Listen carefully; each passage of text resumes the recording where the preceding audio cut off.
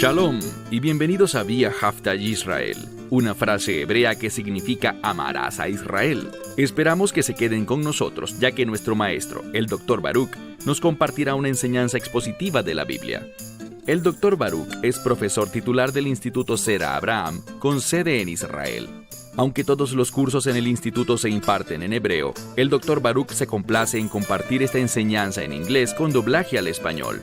Para más información, visítenos en amarasaisrael.org o descargue nuestra aplicación móvil Mi Estudio Bíblico.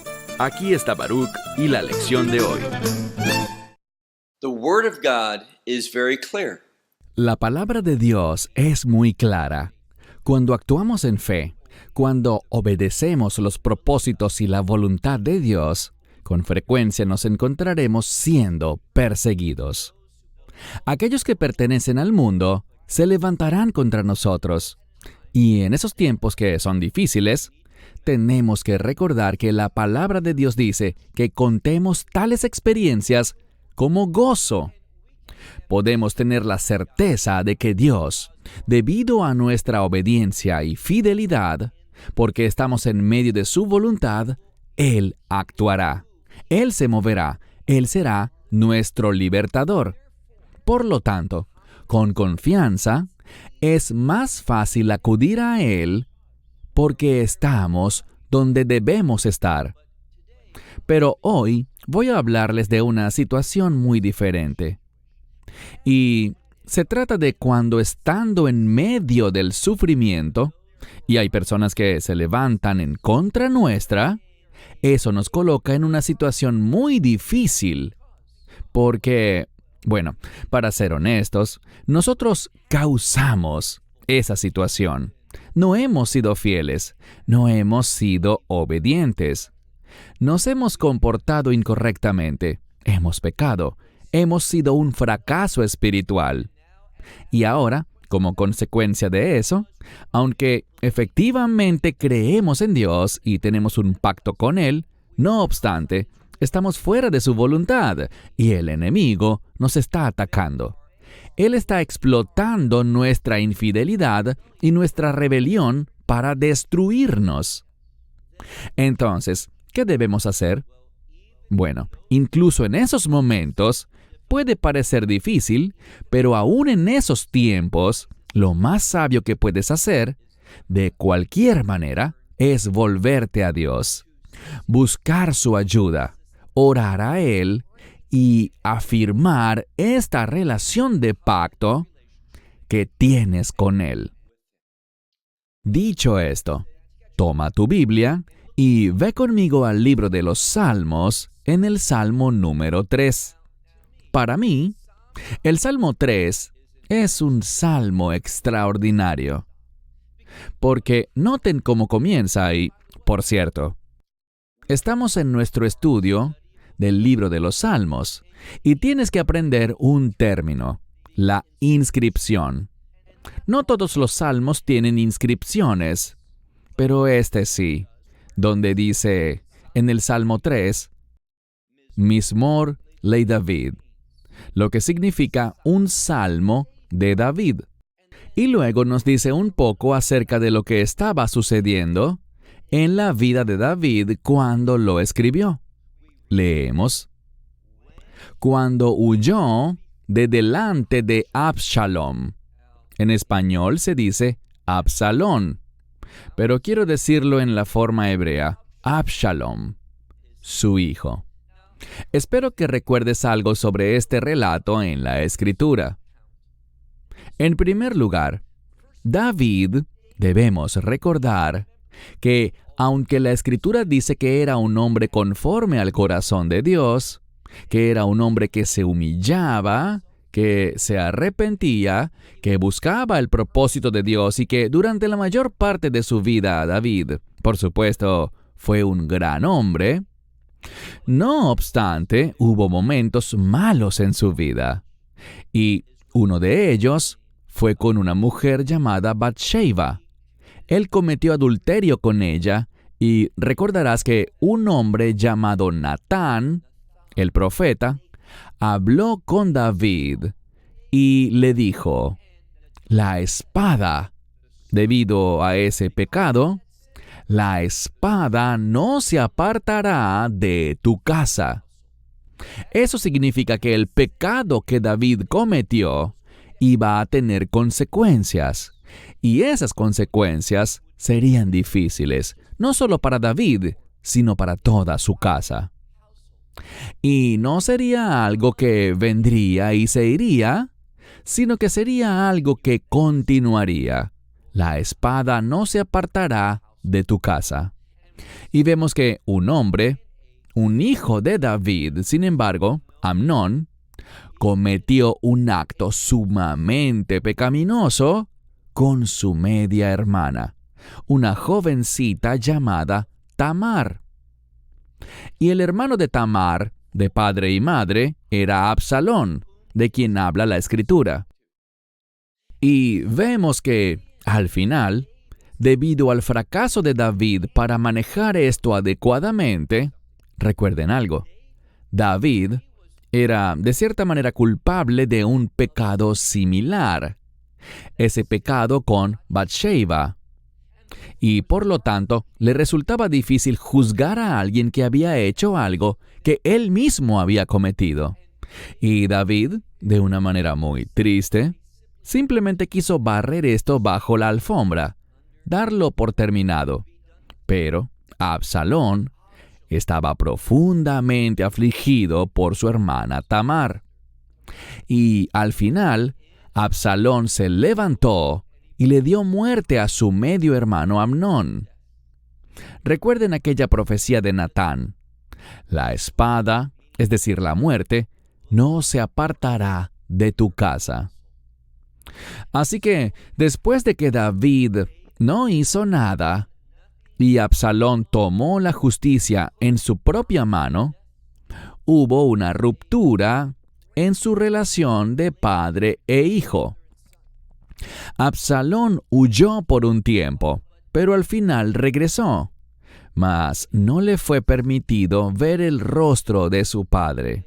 Un día Absalón ya no pudo soportarlo más y exigió ver el rostro de su padre, pero el rey fue muy indiferente con él, como si no fuera importante haberlo dejado de ver todos esos años, que fueron alrededor de 5, o según la mayoría de los eruditos. Así que simplemente a David parecía no importarle el no haber visto a Absalón. Absalón se sintió herido por eso, y muchos creen que fue ese profundo dolor lo que lo condujo a rebelarse contra David y a reunir a aquellos que, eventualmente, expulsaron a David de Jerusalén, causando a su vez que David, como dice el primer versículo del Salmo 3, huyera de delante de Absalón. David ya no estaba fungiendo, al menos oficialmente, como rey. Estaba huyendo por su vida, y su enemigo era su propio hijo. Había perdido el trono. Fue humillado por su hijo.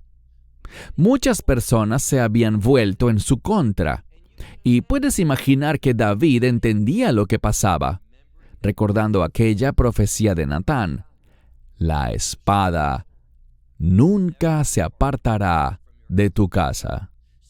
Entonces, ¿qué hizo David? Bueno, quizás muchos simplemente se habrían rendido.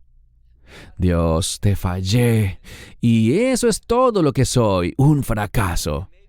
Tal vez hubiera huido a otro lugar. Algunos más débiles quizás se hubieran hasta suicidado. Otros sentirían tanta vergüenza que habrían desaparecido y no servirían más a Dios. Y se sentirían incómodos al orar, pensando que Dios ya no les respondería jamás. Verán, David estaba realmente en una difícil circunstancia, y, en su mayor parte, era una que él mismo había creado. Así que mira de nuevo este primer versículo, que efectivamente es el primer versículo del texto. Leemos: un salmo de David cuando huyó de delante de Absalón, su hijo. En el siguiente versículo del texto hebreo, el versículo 2, noten lo que dice. Porque David hizo algo. Leemos aquí que David se volvió a Dios. Aprendamos un principio. Nunca es demasiado tarde, nunca es incorrecto volverse a Dios. No importa en qué situación te encuentres, qué problema estés atravesando, quién sea el enemigo, ni por qué razón estás sufriendo, por qué has fallado. Siempre es correcto, Dios siempre nos escucha, al menos mientras estemos vivos. Él está siempre escuchándonos y siempre esperando que nos volvamos a Él. Y eso es exactamente lo que hizo David. Él se volvió al Señor y noten lo que dice. Pasemos ahora al siguiente versículo que dice: Oh Señor, Ma Rabu Zara, ¿cuánto han aumentado? ¿De quiénes habla? Mis enemigos. Lo que David está diciendo es que este panorama lo rodea por completo, lo cual quedará claramente expresado en unos minutos. Dice que el número de sus enemigos ha crecido enormemente. Sin embargo, él se vuelve al Señor. Y creo que es significativo que en este verso no lo nombra simplemente como Dios o Adonai, sino con el término Yud-Hei Vav-Hei, el cual se refiere al Dios que trasciende todas las cosas. Es decir, el Dios para quien todo es posible. Dice aquí: Oh Señor, ¿cuánto han aumentado mis enemigos? Muchos se han levantado contra mí.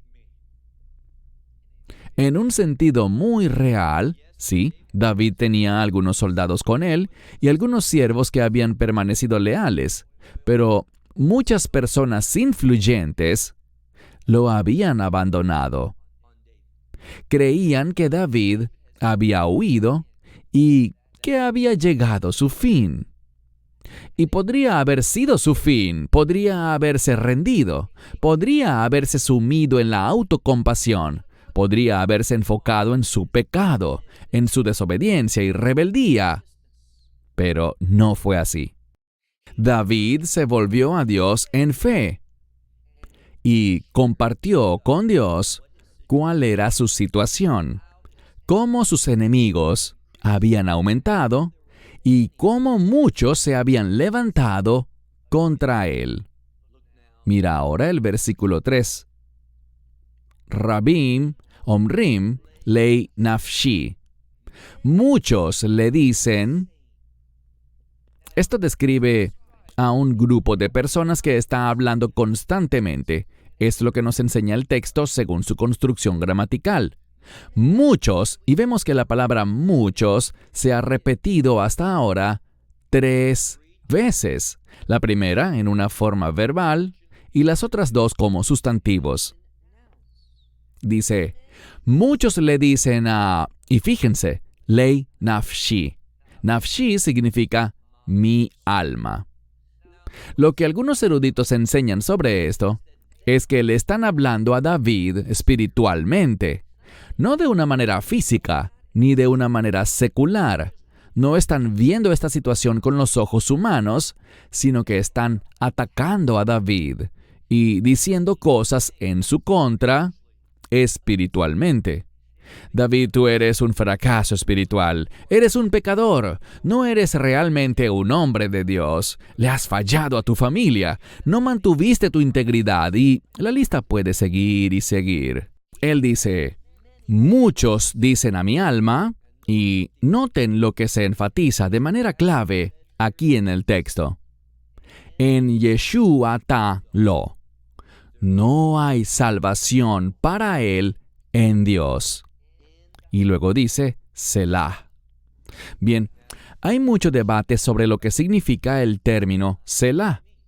En este salmo se registra 3 veces. Hay muchas interpretaciones diferentes al respecto. pero quiero enfocarme en lo que sí sabemos. Y noten lo que muchos estaban diciendo. Y a veces muchos significa la vasta mayoría. Le decían a David, no hay salvación, es decir, no hay victoria, no hay liberación para ti. Has fallado, lo has arruinado, y por lo tanto, mientras vivas en este mundo, caminarás en derrota. Bueno, eso es lo que dice el enemigo, y es lo que los enemigos de David estaban diciendo, probablemente inspirados por la influencia satánica. Pero debemos darnos cuenta de que nuestro Dios es un Dios de restauración. Con Dios, todas las cosas son posibles. Una de las cosas que la verdadera fe bíblica nos dice es lo siguiente: nunca, jamás te rindas. No importa en qué situación estés, cuán mal hayas arruinado tu vida, comprende que con Dios puede haber restauración. ¿Por qué? Porque con Él todas las cosas son posibles. Y Dios nos ama. Es su naturaleza. Su palabra lo confirma. Dios es un Dios de liberación y un Dios de restauración. Si nos acercamos a Él con un corazón contrito y humillado, Dios no nos rechazará, sino que en cambio nos recibirá y nos traerá de vuelta a la esperanza de su pacto. Y eso es lo que David está creyendo. Por eso David se ha vuelto a Dios en oración. Entonces, aquellos que dicen, no hay salvación para él en Dios, Selah, bueno, están totalmente equivocados. La mayoría de la gente lo creería, pero David no. Versículo 4. David afirma, él habla y dice, pero tú, oh Señor, eres un escudo para mí. Esta es la palabra maguen y significa simplemente un escudo o una defensa. Y Dios, si nos acercamos a Él y buscamos su liberación, su defensa contra los enemigos, Dios siempre será fiel.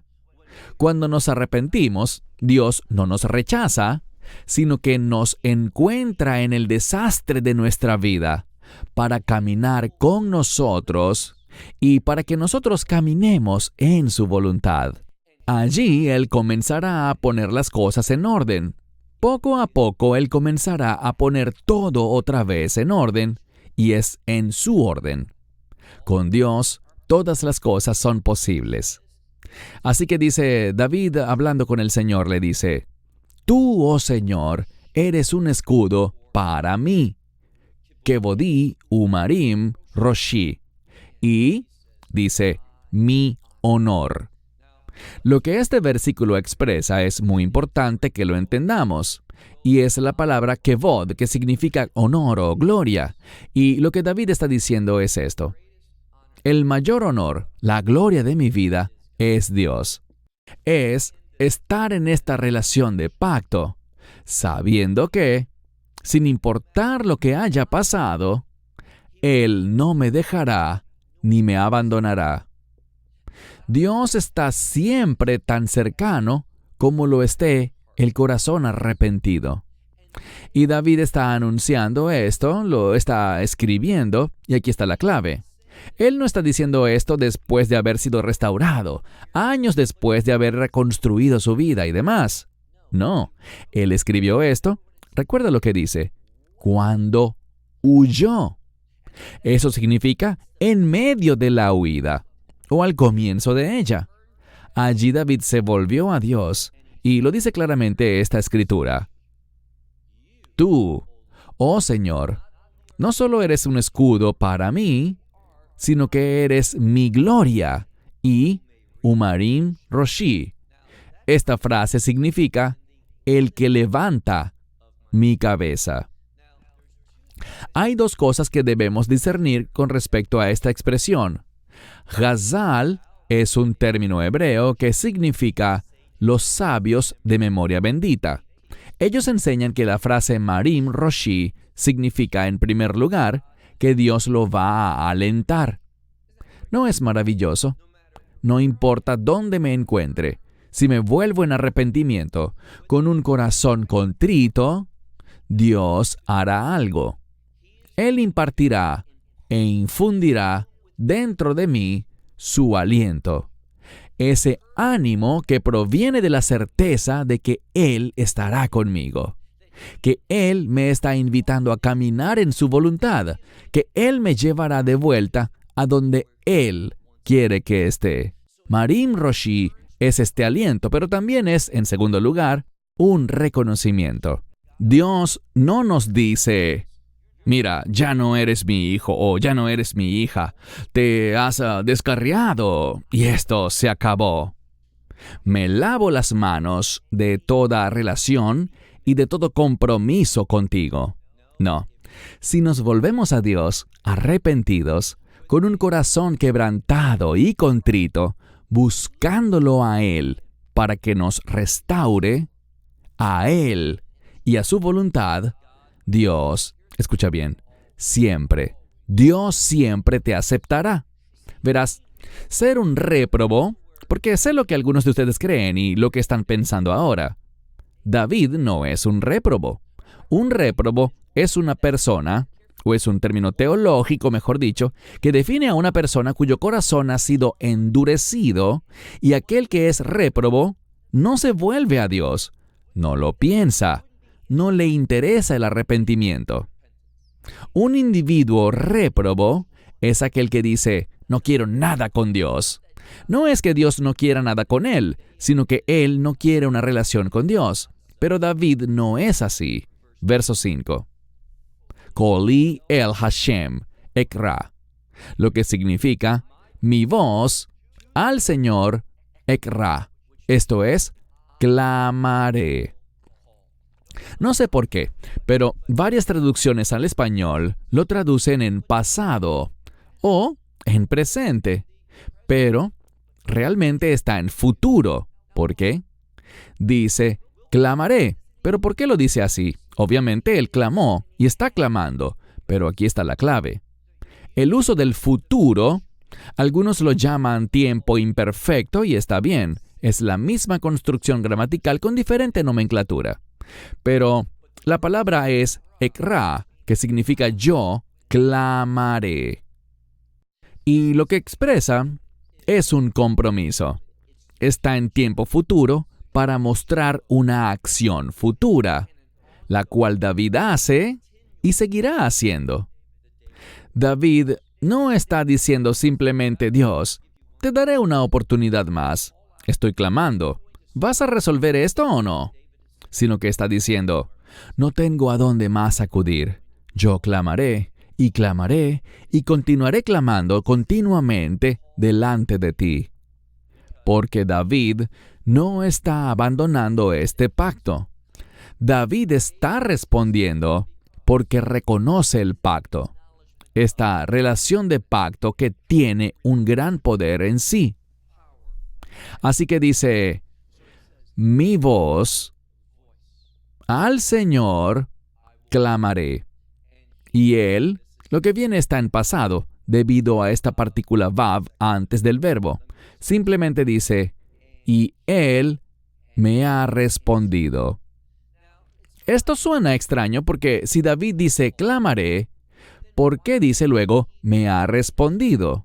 Pero la construcción está en imperfecto en futuro. Pero la vav delante de la palabra cambia a tiempo perfecto o pasado, lo cual simplemente es una declaración de seguridad. David lo sabe. Lo diré de nuevo. David tiene plena seguridad. Él sabe que Dios responderá. David sabe que nuestros pecados, nuestras rebeldías, a pesar de que traigan desánimo, aunque traigan al enemigo, porque es como invitar a los demonios para que arruinen nuestra vida, que se levanten contra nosotros y vayan a la guerra contra nosotros. Sin embargo, David sabe algo. Él sabe que aquel que se humilla y clama a Dios, el Salmo dice: tú me has respondido. Literalmente, Él me ha respondido desde su santo monte. Y aquí está por segunda vez la palabra hebrea Selah. Y David no solo está orando a Dios, sino que los eruditos, una vez más, Ghazal, los sabios de memoria bendita, los Ghazal ven su monte santo como una referencia a la adoración. Así que David no solo está suplicando a Dios, orándole a Él y diciendo, Dios, ayúdame por favor y demás, sino que en medio de la oración, esa oración se convierte en una experiencia de adoración. Así que aquí hay un principio muy importante. Cuando le hemos fallado a Dios, cuando estamos en medio del pecado, la desobediencia y la rebeldía, tal vez, quizás, todavía no haya consecuencias, no haya implicaciones. Pequé, pero todo sigue igual. Y viene a tu mente un pensamiento así. Bueno, debería tomar este libro. Tal vez debería leerlo, debería orar y debería ir y adorar a Dios, volver a la iglesia, a mi congregación local. Pero ¿qué pasa? Sé lo que pasa. Satanás dice, ¿qué? ¿Tú que has pecado de esta manera otra vez? ¿Tú que le has fallado a Dios y te has rebelado? ¿Tú que has actuado en la carne? Dios no quiere escucharte. Él no quiere que gente como tú le adore. ¿En qué estás pensando? Eso es lo que te dice el enemigo. Pero David no le prestó atención. David dijo, Dios, tú me has respondido en medio de la adoración desde tu santo monte. De nuevo, Él me responderá desde su santo monte. Selah. Verso 6. David, entendamos el contexto.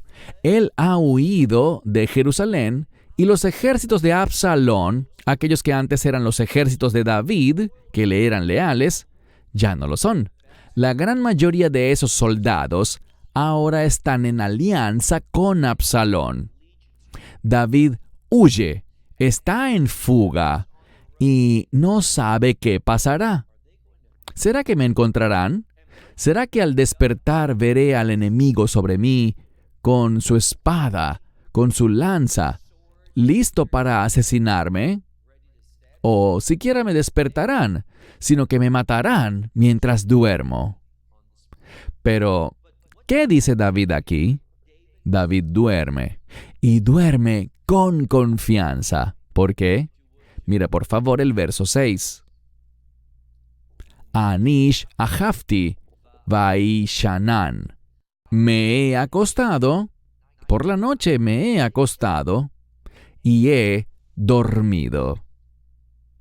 He llegado al final del sueño. El sueño llega a su fin. ¿Por qué? ¿Cómo se acostó, durmió y se levantó al día siguiente? Porque él, Hashem, Yisnehim, lo que significa, y el Señor me ha sostenido. Esta es una palabra que expresa dependencia. Y cuando dependemos de Dios, Él no nos defrauda. Es también una palabra para confianza. Entonces, David dice, como yo me acuesto con fe, he llegado al final del sueño. Y Dios lo ha hecho. Él me ha sostenido.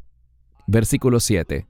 No temeré, sigue hablando David, no temeré a 10 millares de gente. Entonces, aunque David está en gran desventaja numérica, dice, lo oirá Mei Regevot Ab. A 10 millares de gente no temeré. ¿Quiénes? Asher Zevi, Shatu, Elah. Shatu significa que ellos se han colocado contra mí. Y en todo lugar alrededor de mí. Literalmente la palabra todo no está allí. Simplemente dice que están alrededor. Pero la implicación es en todo lugar, a mi alrededor, se han colocado rodeándome. David sabe que está en una situación muy difícil. El enemigo es abundante, numeroso, y están alrededor de él. Pero David no va a basar sus pensamientos, su adoración, su arrepentimiento en lo que ve con sus ojos, porque nos arrepentimos, porque creemos, y oye bien, nosotros creemos en la fidelidad de Dios a las promesas que Él ha hecho con su pueblo. Y aprendamos otra importante verdad espiritual. Como pecador, yo soy un pecador, tú eres un pecador, todos le hemos fallado a Dios, todos hemos desobedecido, todos hemos sido rebeldes. Ahora, es cierto que ciertos pecados tienen peores consecuencias que otros, pero al fin y al cabo, todos hemos fallado. Pero no tenemos que seguir en el fracaso. No tenemos que seguir en la derrota. No tenemos que aceptar la derrota. Con Dios, las circunstancias pueden transformarse. Y Dios, por naturaleza, se deleita en restaurar a su pueblo. Dios es, como cantamos cada vez en la sinagoga, Uja Ozer. Él es mi ayudador.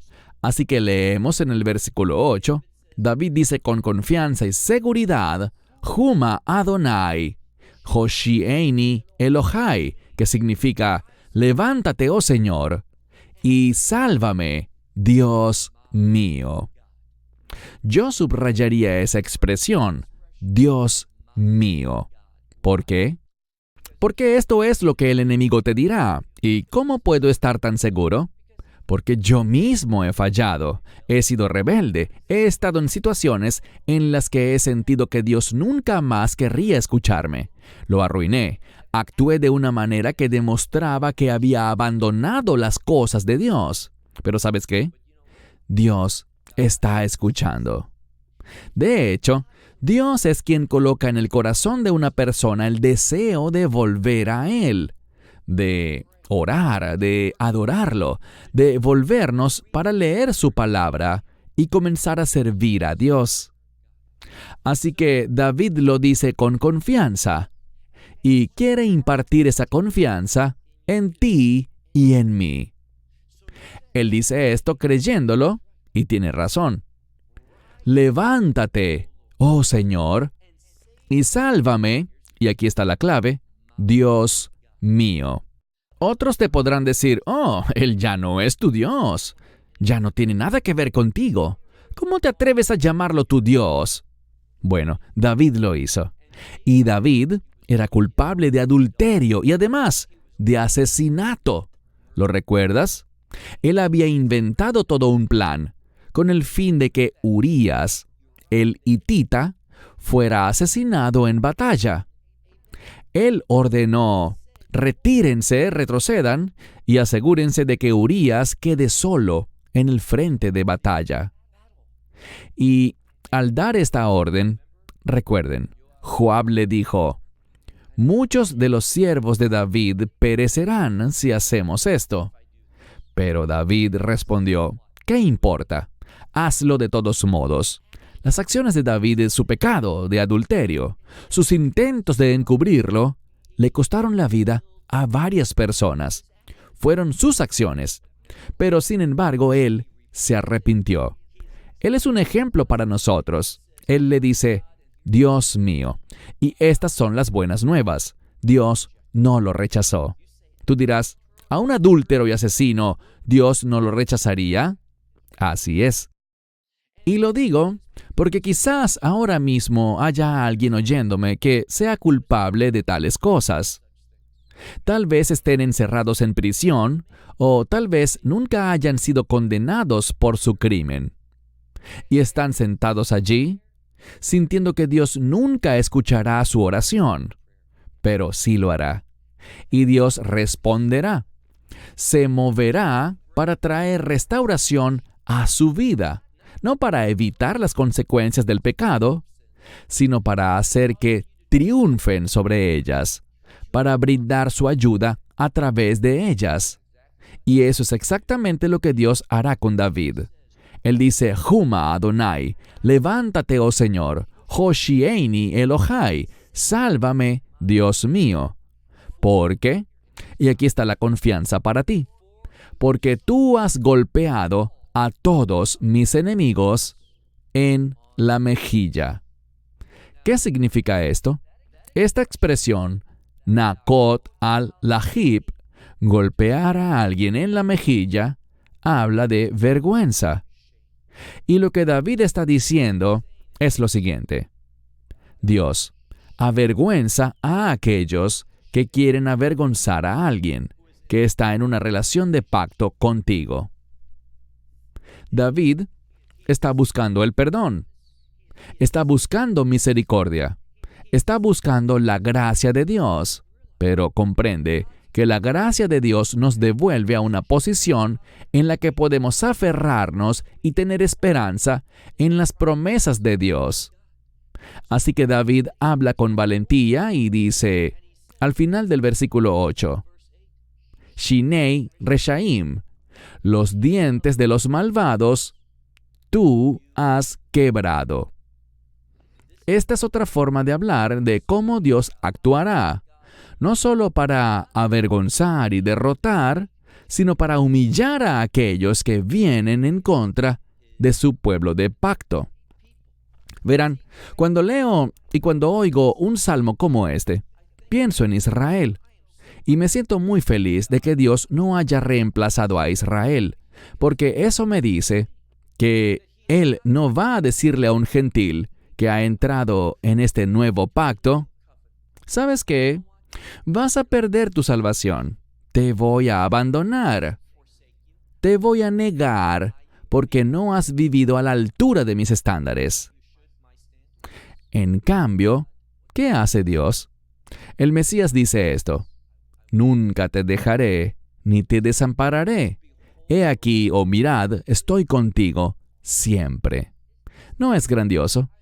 Quiero decir, muchas veces continuamos en rebeldía, fracaso y desobediencia. Incluso cuando sabemos cuál es la voluntad de Dios, no nos volvemos a ella porque olvidamos algo. Nos olvidamos de que Dios dice, escucha, y este es el Mesías, no te dejaré. Mirad, estaré contigo para siempre, hasta el fin de los tiempos. Esta palabra, que se traduce como dejaré, y hay dos palabras en hebreo. Escuché a alguien enseñar sobre esto hace poco, y él combinó las dos palabras en un solo concepto, pero no es así. Tenemos la palabra la'azov para dejar, y la palabra leapod, que significa soltar. Muchas veces significa abandonar, pero es simplemente soltar. Y lo que Dios está diciendo aquí son dos cosas: no te voy a dejar y no te voy a soltar. Dios va a mantener esa relación. ¿Sabes lo que eso me dice?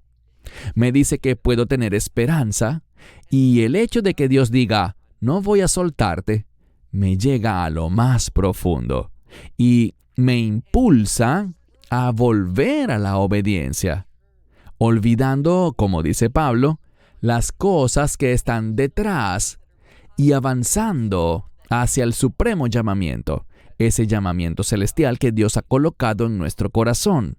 Bien, concluyamos con nuestro último verso, el verso 9. La Adonai HaYeshua. Del Señor es la salvación, o la salvación le pertenece al Señor. No es mía, no es algo que pueda perder, no es algo que pueda desechar, porque le pertenece al Señor. Y Él no me va a dejar, no me va a soltar. Por lo tanto, esa salvación que le pertenece a Él, porque Él es la salvación y yo estoy con Él eternamente, Él nunca se apartará de mí. Voy a experimentar la salvación. No tiene nada que ver con lo que yo haya hecho, sino con qué pacto estoy involucrado. Y si estoy involucrado en el nuevo pacto que fue establecido por la sangre de su Hijo unigénito, Yeshua HaMashiach, Jesucristo, entonces puedo tener seguridad. Él dice en el verso 9, la Adonai ha-Yeshua, del Señor es, y noten esto, no es Yeshua, sino ha-Yeshua. ¿Por qué es importante? Es la salvación, pues realmente hay una sola. Finalmente dice, sobre tu pueblo, al-Ameja, Birjateja. Y por tercera vez dice, Selah. Sobre tu pueblo, eso es todo lo que se necesita para ser uno de su pueblo. Y la única manera, la única forma, el único mecanismo para ser parte de su pueblo es a través de una relación de pacto.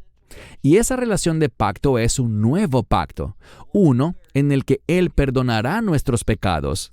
Él ya ha hecho la obra para que nuestros pecados, todos ellos, puedan ser lavados y perdonados eternamente, hasta el punto de que Él nunca más los recordará. Y por eso es tan sabio para nosotros, y si tienes alguna duda sobre dónde estás espiritualmente, resuélvelo ahora mismo. Entra en ese nuevo pacto. Simplemente di, Dios, es verdad, te he fallado. He sido rebelde, he desobedecido, me he apartado de tu voluntad y soy un pecador. Pero ahora me arrepiento. Eso simplemente significa, me vuelvo a ti. Y quiero ser liberado del pecado en mi vida y de las consecuencias eternas del pecado. Creo en tu muerte en esa cruz, que derramaste tu sangre para redimirme, para pagar ese precio de culpa por el pecado, para que yo pueda ser perdonado. Y te invito a ser el Señor de mi vida. Entro en un pacto en el que el deseo de mi corazón es servirte, caminar contigo, obedecerte. Nuestra salvación no depende de nuestra obediencia, pero si no queremos servir, entonces no hemos entrado en su pacto y no le conocemos, porque una persona que verdaderamente ha entendido el Evangelio quiere servir a Dios, quiere estar bajo la autoridad del Señor. Así que Él dice esta gran expresión, al Señor le pertenece la salvación, y sobre tu pueblo está tu bendición. Selah.